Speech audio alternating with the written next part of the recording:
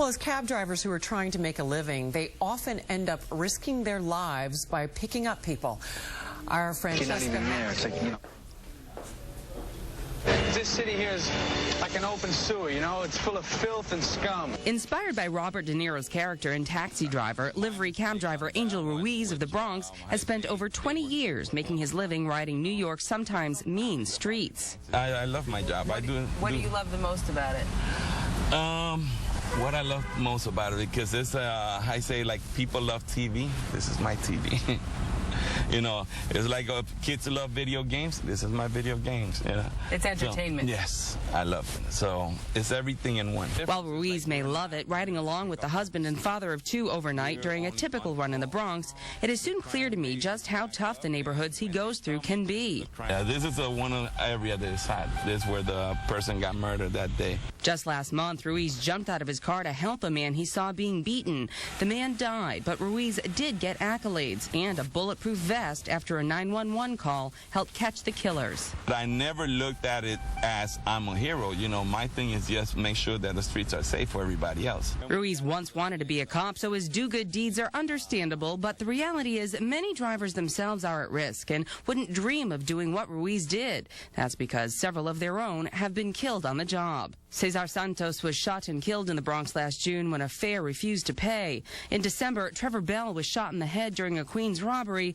And in the Bronx, Julia Laura was paralyzed after being shot in the head in March. He was robbed of just $71. You can't always think about the money. You got to think about, I want to get home. Getting home safely is part of what one cab driver advocacy group sees as its main mission. Spokesperson Fernando Mateo recently reached out to local bulletproof vest supplier Security USA, receiving 20 custom-fitted bulletproof vests for drivers. Does it go right over my head? It'll go over here.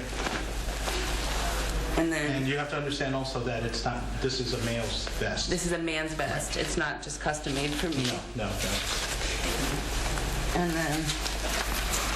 And that's it. And you're ready to go?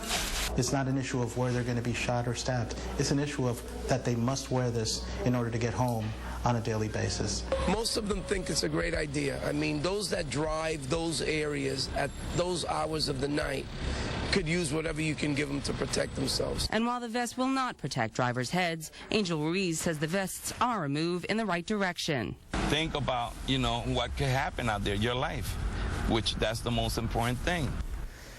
That was our Francesca Maxime reporting, of course. Fernando Mateo told Francesca he used to see about 3,000 armed robberies and assaults in a month back in the 1990s, and that number's down to about 300 a month.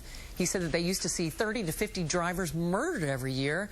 That number is down to just 3 or 4 a year. Still too many, of course.